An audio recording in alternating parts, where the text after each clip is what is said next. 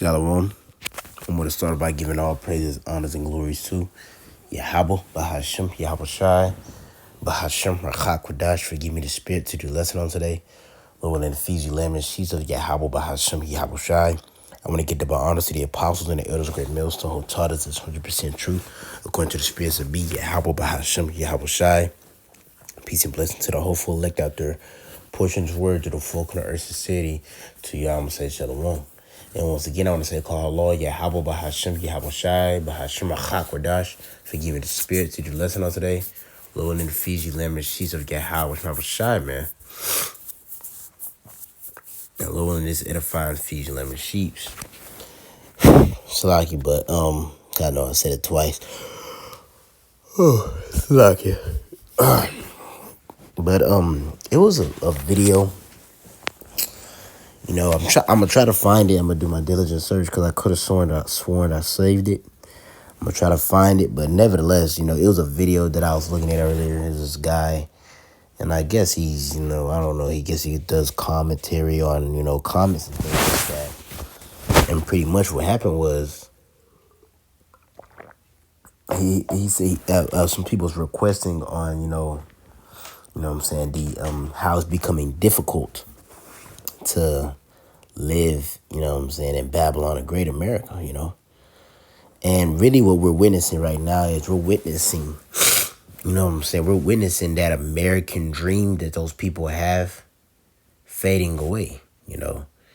And the people are reacting to it, you know. It's not just, oh, Jake's feeling it. Nah, the heathens are feeling it too. You know, you lower level Edomites, y'all feeling, you know what I'm saying, your blessing fade away. And Jake, you know what I'm saying, thinking that he's going to receive something on his side, that is fading away too, because it was never there for him, man.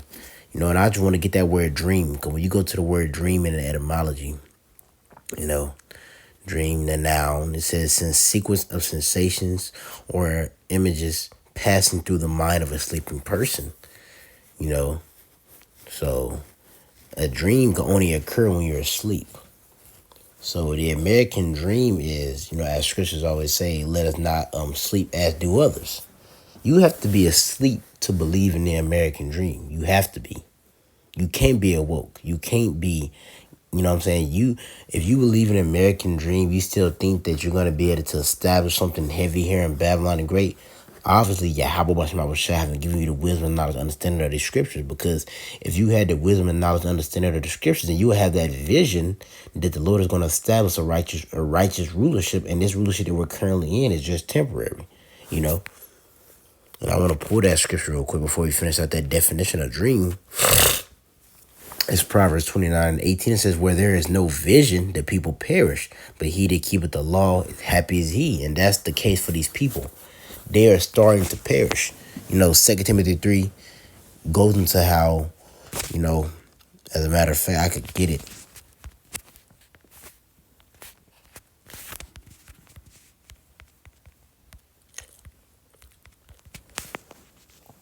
In 2 Timothy 3, verse 1, it says, this know also that in the last days perilous times shall come.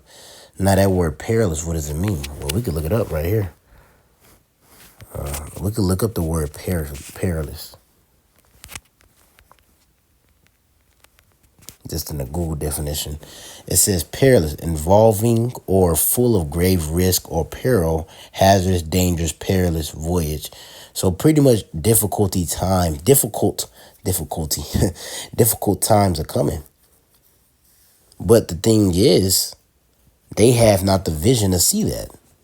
Because first off, you know what I'm saying, what is this vision going into? This vision is going into that Yahweh Shai is going to bring judgment upon the planet Earth. But through him bringing that judgment upon the planet Earth, he's going to preserve a certain amount of men. You know, as it speaks about in Hebrews 12, how Yahweh Shai, you know what I'm saying, being the author and finisher of our faith, he was focused on the glory set before him. That was that vision.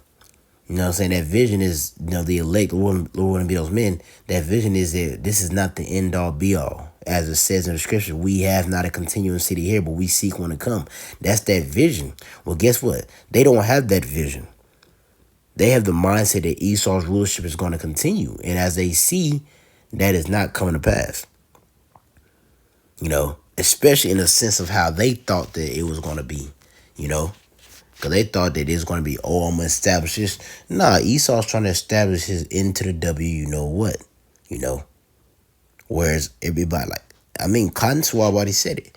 You're going to be happy with nothing, happy having nothing.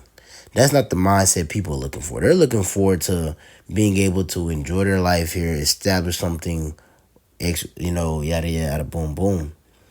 But the Esau Pharaoh, Mondare Pharaoh, has a completely different mission. He wants to establish it into the WO, and that's Revelation 12 and 12. He came down with great wrath because he knew that he had but a short time, And I mentally get that right quick because it's something specific that it says in the chapter, the verse. My bad.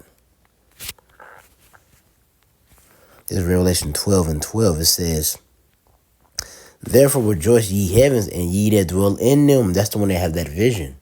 How do we dwell in the heavens? Scriptures say our conversation is in heaven. What does that mean? That means that we're not sitting here meditating upon things upon earth. We're seeking we're seeking that kingdom to come. We're seeking, as you're out of this world. We're thinking of things out of this world, man. Right? And those are the ones that are in heaven. The scriptures say where your heart is, that's where your treasure, that's where your heart is also. Well, if your treasures are things upon earth, then you're not in the heavens. But if your treasures are upon the spiritual things, the heavenly things, which is the will of Yahweh Shai being done upon the planet earth, then you're the ones that's rejoicing in heaven. It says, therefore rejoice ye. It's like, therefore rejoice, ye heavens, and ye that dwell in them. Woe, which means destruction, to the inhabitants of the earth and of the sea, for the devil has come down unto you having great wrath, because he knoweth that he had but a short time, and that's what you see is finna happen. These people don't know what's coming down the pipe, man. Esau is trying to establish his NWO, He see that the prophets has woken up pursuing the Revelation 11:11. So he's trying to combat that by what? He's going to come down and establish what he wants to play out on the planet earth. And that eventually results in him eradicating the Israelites, because it speaks about that in Psalms 83. Salaki. But that's what he's trying to do. But the people, their vision is completely different.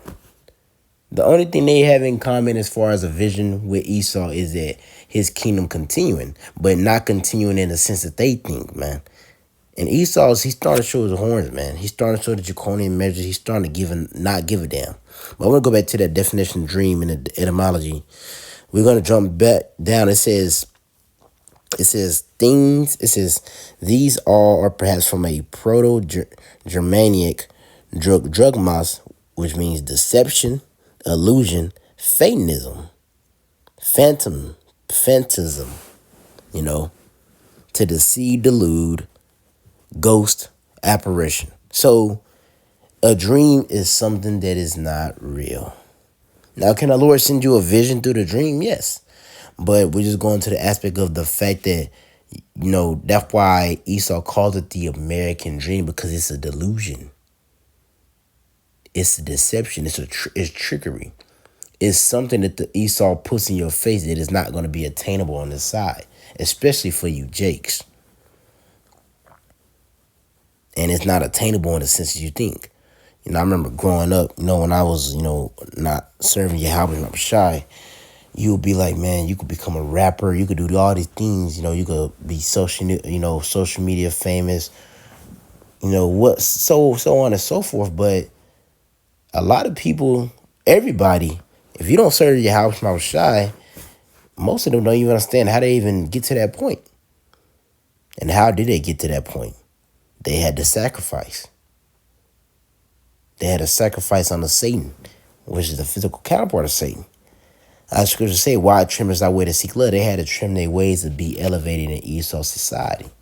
They had to, that's why scriptures say, what shall a man gain if he loses his soul? They had to lose their souls. They had to give their souls over to Esau, And it's going to, the finishing touch is going to be taken as C-hip. That's going to, Salakia. That's gonna be the imprint, the mark that they have sold their soul to Esau. You know? Man, I really want to find that video because the dude was talking about it, man. But that's if you're not serving your house, I'm sure you're through. Because let me get this real quick. Because Yahweh Shah said that.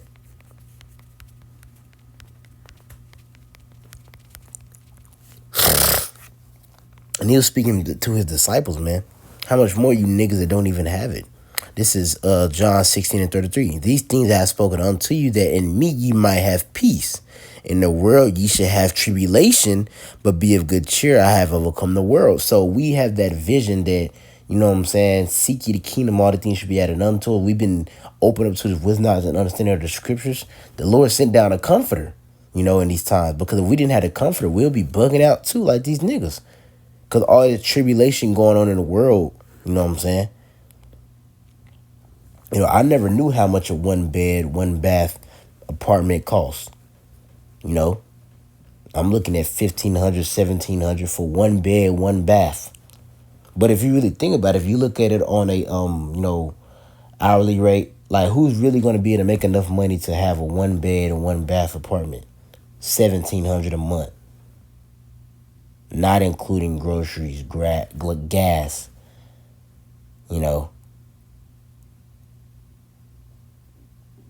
You definitely got to make almost an 80. You definitely got to make like like probably like almost 80K. And then even with the articles, man, it's an article out that says how 100K. You know what I'm saying? That's not even a lot no more. And when you go into the percentage of people who have 100K, who make six figures, around the 100K range, it ain't too many. If you make six figures, that automatically puts you in like the top 5% of men. I want to look it up.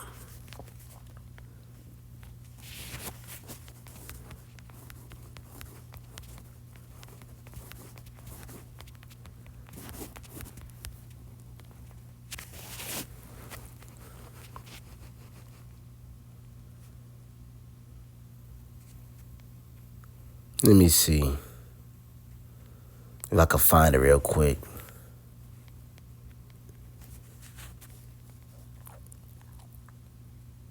Ooh. See, it says that, and then I checked in comments and found out seemingly every woman who commented was genuinely floored by the fact that only 3% of men are at least six figures and make 100K a year. So if it's only 3% of the population of men who have obtained the point of making six figures, and they saying six figures, I remember one dude said six figures, 100K is the new 50K. If that's the case, then these people have tribulation, man. They had distress of mind right now. It's already hard enough. You're working 10 times harder to make lesser money. This is that tribulation. This is that dream that they've been holding on to, that they're starting to realize. What they're not going to realize until Yahweh Shai comes, as the scriptures say. It says it in Isaiah, it says it in the second Esdras. You know what I'm saying? How long, Lord, will they not know until the cities be wasted? So they're not going to get it until it's too late. Like, this shit was a dream. So I'm going to end it off with this, man.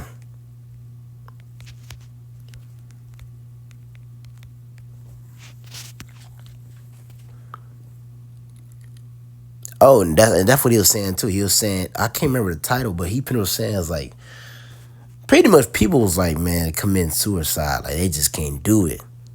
They can't. And now we do understand that Jake is more stronger than Edomites. We are a more stronger nation, but just think about Edomites committing suicide. They're in their heaven. Jake in a hell. So it's taking a toll on Jake, man. Women getting worse. That's another topic, but women are worse.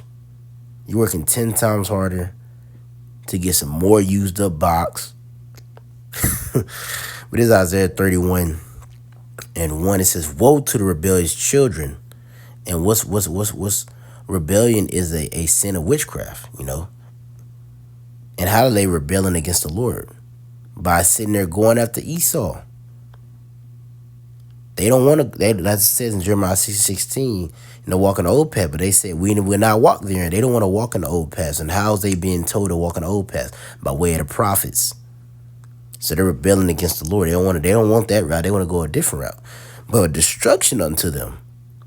Woe means destruction unto them. And the Lord is always, as you see, before the Lord is actually going to hit them like just kill their ass, is he systematically breaking them down.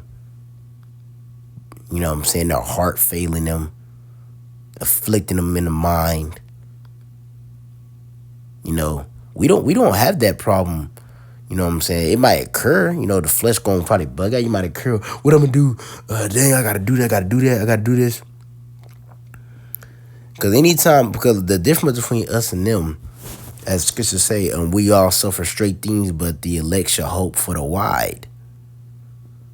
We suffer the same things in them, but the difference between them and us is we had a spirit of Yahweh. We had the wisdom not to understand of the scriptures, where we could look forward to something better. We had to understand that the Lord controls everything. He's going to make a way for us no matter what. They don't have that. They don't have that. We have a way like, brothers probably don't have a woman, or your woman, whatever the case may be.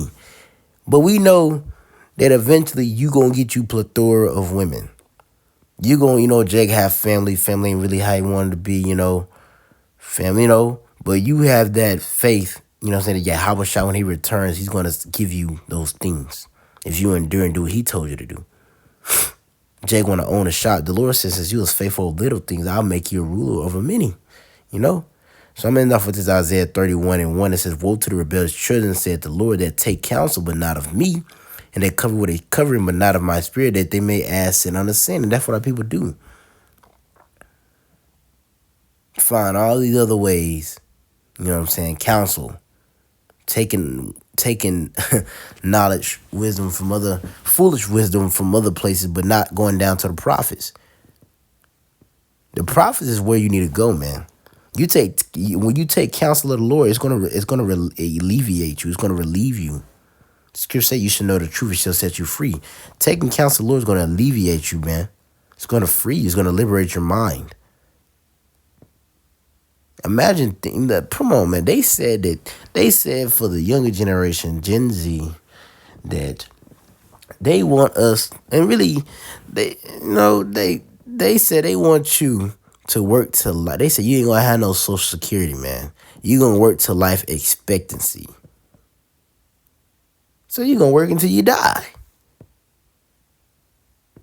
Now you might say that's not too bad, but when you start working, inflation, you start realizing how hard it is, because inflation is not matching it with the hourly rate. You got fucking 2-3 jobs and you still can't pay for a 2-bedroom apartment. You could barely pay for a 1-bedroom. And you tell me I gotta do this until I die? Dude. People's hearts are failing them because of that, man. That's not a future that they're looking forward to. That's that vision that they haven't. That's that vision that they didn't receive from Yahweh, which is that vision of peace is coming to us, man. The gospel. I'm going to keep reading. It says, they walked to go down to Egypt and have not asked in my mouth to strengthen themselves in the strength of Pharaoh and to trust in the shadow of Egypt. And what's that shadow of Egypt? What's a shadow? A shadow is not the real thing. It's an illusion. So they trust in the illusion of life. Illusion that they're going to be able to make it here. The illusion that Esau has painted in the minds of our people. Therefore shall the strength of the Pharaoh be their shame, and the trust in the shadow of Egypt your confusion. And now they're in a confused state, man. And I want to see what that word confusion means. Right quick.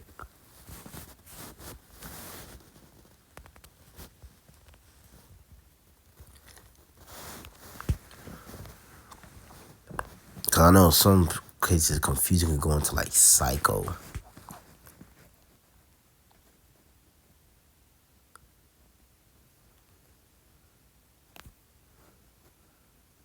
Salakia, that's Isaiah 30. My bad. Salakia.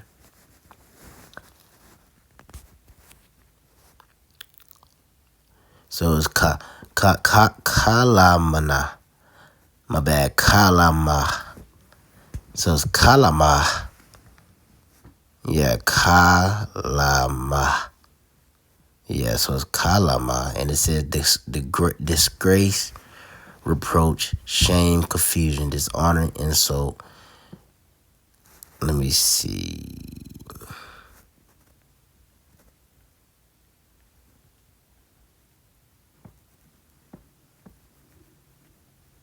Let me go to the front.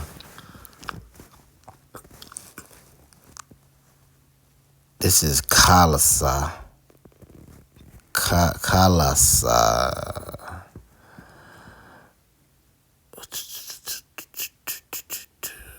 Let's see. Yeah, that gotta be sa at the end of it. If it looks like. Let me see. To insult, shame, humiliate, blush, be ashamed, be put to shame, be reproached, to be confused, to be put to confusion, be humiliated, hurt, reproached, man, to be insulted, be humiliated, dishonored, confounded, man. People gonna be confounded from just. Let's see what that says. Confounded.